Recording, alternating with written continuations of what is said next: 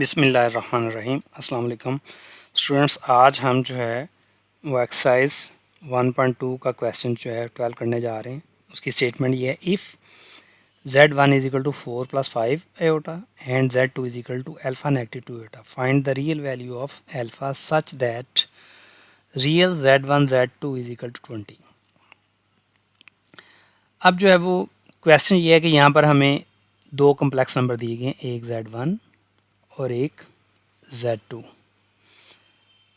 Z1 में real और imaginary part दोनों गिवन है, जबकि Z2 में इमेजिनरी पार्ट तो है जबकि रियल पार्ट की वैल्यू नहीं है, उसे अल्फ़ा से रिप्रेजेंट किया गया। अब क्वेश्चन ये कह रहा है कि आप Z1 और Z2 को मल्टीप्लाई करें और मल्टीप्लाई करने के बाद वो एक और कम्प्लेक्स नंबर आएगा, उसमें भी रियल और इमेजिनरी पार्ट होगा। तो आपने अल्फ़ा की वो वैल्यू मालूम करनी है जो दोनों को मल्टीप्लाई करने के बाद अगर हम उसका रियल पार्ट लें तो वो 20 के बराबर है। यानी कि अल्फ़ा की वैल्यू ऐसी हो कि अगर हम इन दोनों को मल्टीप्लाई करें तो मल्टीप्लाई करने के बाद जो नया कम्प्लेक्स नंबर है उसका जो रियल पार्ट होगा वो किसके बराबर आना चाहिए, 20 के बराबर आना चाहिए। तो सबसे पहले हम जो है वो करेंगे ये कि दोनों, चूँकि हमें रियल पार्ट चाहिए लेकिन किसका, दोनों कम्प्लेक्स नंबर की मल्टीप्लिकेशन का, तो लिहाजा हम Z1 Z2 को मल्टीप्लाई करेंगे। तो यहाँ पर Z1 की वैल्यू जो है वो 4 प्लस 5 होता है और Z2 की वैल्यू अल्फ़ा नेगेटिव 2 होता है। तो हमें जो है वो दोनों का प्रोडक्ट चाहिए, तो लिहाजा Z1 into Z2 equal to, तो Z1 की जगह पे Z1 की वैल्यू डाल दी और Z2 की जगह पे Z2 की वैल्यू डाल दी। अब चूँकि ये दो कम्प्लेक्स नंबर हैं और इनकी मल्टीप्लिकेशन का तरीका ये है कि पहले कम्प्लेक्स नंबर की पहली वैल्यू को सबसे पहले दूसरे कम्प्लेक्स नंबर की पहली और दूसरे वैल्यू से मल्टीप्लाई करते हैं।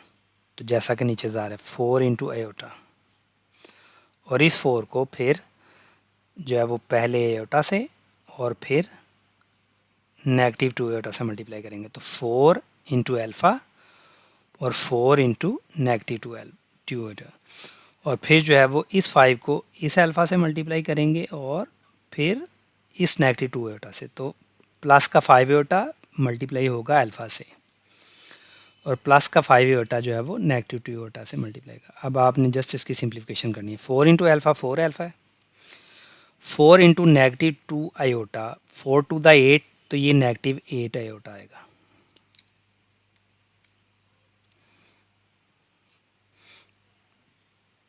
फाइव एओटा इंटू अल्फ़ा क्या होगा, 5 अल्फ़ा आयोटा, और 5 टू द 10 और नेगेटिव, तो ये होगा नेगेटिव 10 एओटा स्क्वायर।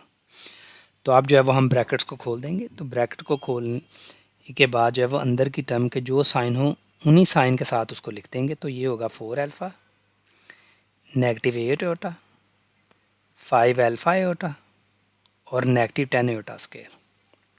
4 अल्फ़ा ऐसे ही है, 8 एओटा प्लस 5 अल्फ़ा एओटा और नेगेटिव 10, और यहाँ पर एओटा स्क्वायर की वैल्यू नेगेटिव 1 डाल देंगे।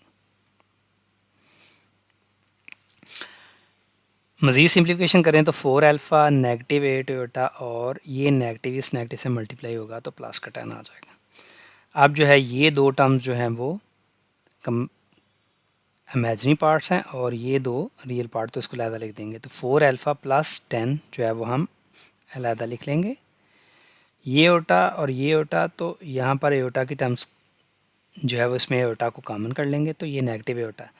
चूँकि नेगेटिव साइन के साथ एओटा है लिहाजा अंदर की टर्म्स के साइन चेंज होंगे। तो नेगेटिव 8 एओटा की जगह पे सिर्फ 8 आ जाएगा और प्लस 5 अल्फ़ा एओटा की जगह पे जो है वो नेगेटिव जो है नेगेटिव 5 अल्फ़ा जो है वो आएगा यहाँ पर। अब जो है वो यहाँ पर जो है वो ये इमेजिनरी पार्ट है और ये जो है वो रियल पार्ट है। चूँकि क्वेश्चन में ये बताया गया है कि हमने जो है वो इस कम्प्लेक्स नंबर का जो है वो रियल पार्ट जो है वो 20 के बराबर है, तो हम जो है वो क्या करेंगे, from equation real Z1 Z2 का जो प्रोडक्ट है ये एक ख़ुद कम्प्लेक्स नंबर है और उसमें हमने रियल पार्ट लेना है, और ये रियल पार्ट जो है वो किसके बराबर जो है वो आना चाहिए, 20 के बराबर। तो रियल z जो है वो हमने ले लिया, real z1 z2 is equal to किसके बराबर है, 20 के बराबर। और यहाँ से रियल पार्ट जो है वो 10 + 4 अल्फ़ा हमने इसकी जगह पे लिख दी है। तो अब जो है वो क्या है, ये 10 जो है वो इस साइड पर प्लस हो रहा है तो उधर जाके जो है वो माइनस होगा, जिसका आंसर 10 है। और चूँकि हमें अल्फ़ा की वैल्यू निकालनी है तो लिहाजा ये 4 इधर मल्टीप्लाई होगा तो उधर जाके डिवाइड होगा। तो 4 को 10 से जब सिंप्लीफाई करेंगे तो ये 2 टू द 4 और 2 5 द 10 होगा। चूँकि ये मज़ीद जो है वो डिवीजन नहीं हो सकती तो लिहाजा अल्फ़ा का जो आंसर है वो 5/10